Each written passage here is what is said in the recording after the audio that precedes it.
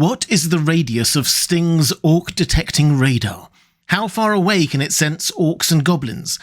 Yes, I know it's super niche and nerdy even for me, but I went down a bit of a rabbit hole on this one, so bear with me. Hi everyone, this is Robert. Welcome to In Deep Geek. On this channel, and my livestream channel, IDG Live, we cover Tolkien's Legendarium in nerdy detail, as well as A Song of Ice and Fire and The Witcher. If you're new here, welcome. Bilbo's sword Sting shines blue when orcs or goblins are nearby, but from how far away does it detect them? Tolkien has a famously soft magic system, so he nowhere tells us exactly how it works or its limitations, but I think he does give us enough clues to figure it out roughly. The first time we see it glow is under the Misty Mountains. Bilbo had kept it hidden when the company was captured by goblins, but when he gets lost and finds the ring and is scrabbling around in the dark, he remembered it. We read, "Now he drew it out. It shone pale and dim before his eyes." So, it is an elvish blade too, he thought, and goblins are not very near, and yet not far enough. There's actually quite a lot to dig into here. Bilbo found Sting in the same troll horde as Glamdring, taken by Gandalf, and Orcrist, taken by Thorin, and both of those blades were confirmed as elf-made by Elrond when they passed through Rivendell. And then he saw Glamdring shine brightly when Gandalf used it to kill the Goblin King. So when he sees Sting glowing, it's an obvious conclusion that it too is an elf blade. But what's intriguing is how he then immediately uses the brightness of the blade to gauge how far away the goblins currently are. The goblins are not very near, and yet not far enough, he thinks. Because that's how Sting's Orc-radar works. If they are close, it shines brightly. If they are further away, it shines dimly. At this point, Bilbo hasn't had the chance to experiment with this feature, checking how bright it is at different distances and so on, so we have to assume that either it was something he knew from all the stories of elves and goblins he'd heard as a younger hobbit, or Elrond or Gandalf had talked about it off-camera in Rivendell, or Gandalf on the journey. Either way, it means that even if we don't know what kind of range it has, people in the story like Gandalf and Bilbo and Elrond do know. This will be important for our calculations later. For now, though, sadly we don't have much to go on here, or even the next time Bilbo takes it out, about exactly how far away the goblins are. Bilbo is in a multi-layered maze of tunnels. They could be anywhere. His assertion that they must be not very near yet not far enough away is rather vague, but we can probably confidently assert that shining pale and dim as it was meant that they weren't in his immediate vicinity, but he still had to be careful. So certainly more than a few metres or yards away, not very near, but also probably less than, say, a kilometre or maybe even a mile away. Not far enough away. Broad parameters so far, but let's push on. Okay, so let's fast forward to when Frodo had Sting. Again, under the Misty Mountains, but this time in Moria. The orcs attack the Fellowship, and we read this. Another harsh horn call, and the shrill cries rang out.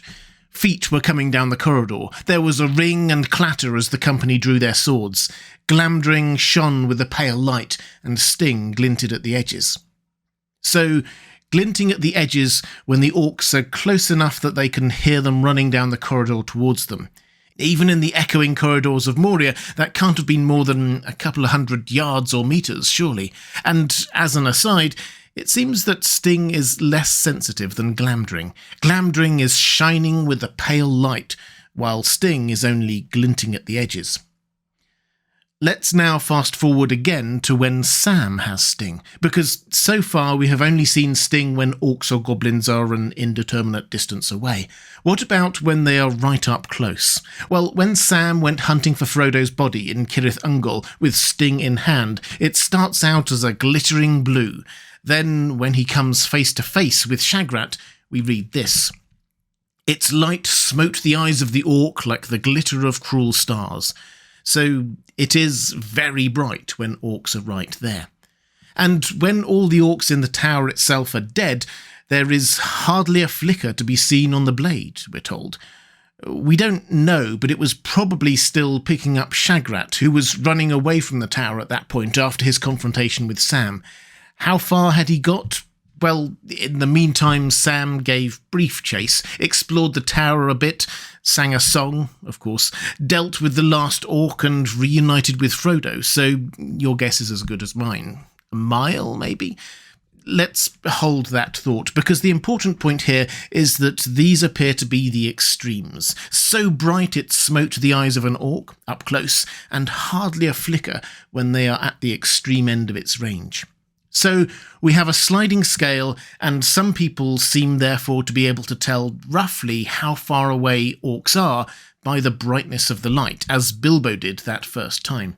And now, wonderfully, we have the moment we need, a possible exact-ish measurement based on the estimation of someone who seems to understand this sliding scale. Aragorn. How might Aragorn know? Well, Elrond clearly knew about Glamdring and Orcrist, and Elrond was Aragorn's foster father, and he also spent many years travelling with Gandalf and Glamdring, so it makes sense. The situation is this. It's the night before the Fellowship break. They have set up camp on the west of the River Anduin, on a patch of grass called Parth Gallen, just below the slopes of the hill of Amon Hen, by the riverside and just north of the mighty Rorus waterfall. It's quite an exact location. We're also told that they had no sight or sound of enemies, so there's no one very close. They go to sleep, but set a watch just in case. Still, Aragorn is uneasy. He goes over to Frodo, whose watch it is. "Why are you waking?" asked Frodo. "It's not your watch." "I do not know," answered Aragorn, "but a shadow and a threat has been growing in my sleep. It would be well to draw your sword." "Why?" said Frodo. "Are enemies at hand?" "Let us see what Sting may show," answered Aragorn. Frodo then drew the elf blade from its sheath. To his dismay, the edges gleamed dimly in the night. "Orcs," he said, "not very near, and yet too near, it seems." "I feared as much," said Aragorn, "but maybe they are not on this side of the river. The light of Sting is faint, and it may point to no more than spies of Mordor roaming on the slopes of Amon Lor." Note that, again, we don't know exactly where the orcs are at this point. It may be, as Aragorn says, that they are on the other side of the river, but it may also be the orcs that catch up with them that next day on their side of the river. This time, though, it doesn't matter, because what we care about is Aragorn's estimate of distance based on Sting's brightness. He actively asks Frodo to draw the sword so that they can see how bright it is.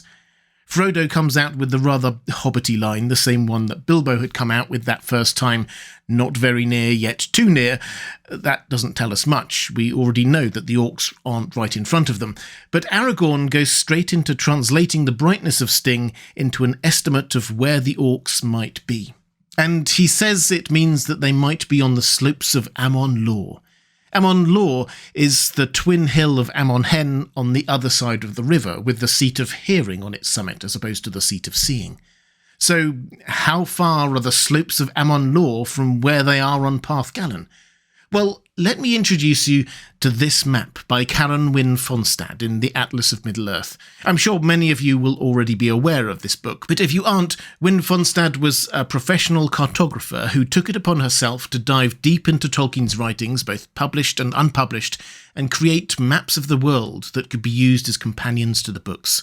So well received were they by the Tolkien community and academics that even Christopher Tolkien referenced them approvingly. This isn't authorised by the Tolkien estate or anything like that, but it's as close as we're going to get at this level of detail.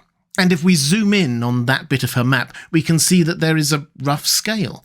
And depending on where on Parth Gallen and Amon Lor we're talking about, it's maybe 2,000 to 4,000 feet away. That's very roughly 600 to 1,200 metres, which sounds about right. It's a wide river, but narrowing before the falls, a hill by the side of the river, but not a particularly massive one. And it also fits with Frodo and Aragorn's reactions.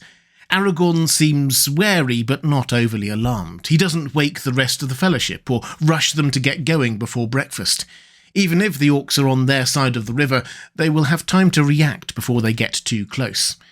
Actually, Aragorn does also briefly consider, based on how bright Sting was, the possibility that there are orcs on the slopes of Amon Hen on their side of the river, which would be a lot closer, He seems to think it unlikely, but it does show that he realises that this is not an exact science. So, how big is Sting's radius? Because the example we just looked at was seemingly not the furthest extent of its reach. It was at gleaming dimly level, not hardly a flicker. So it could probably sense a bit further than that.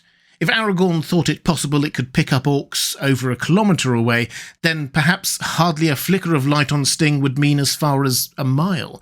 That's just over 1,600 metres, which happily matches up with our rough estimate of how far Shagrat might have managed to run away from Sam when Sting was at the hardly a flicker level. So, unless you can persuade me otherwise in the comments section below, I will go to sleep easily tonight believing that the radius of Sting's Orc-radar is about a mile, at which point it registers hardly a flicker.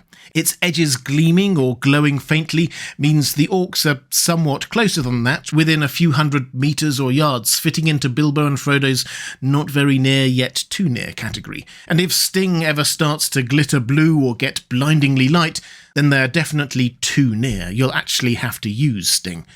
But let me know what you think in the comments below. If you'd like more videos like this, diving into Tolkien's Legendarium, there's a playlist appearing now on the left of your screen. Or to support this channel, the best way to do that is by clicking on the link to my Patreon page on the right of your screen. That's all for this time. Thanks for watching. I'll see you again soon.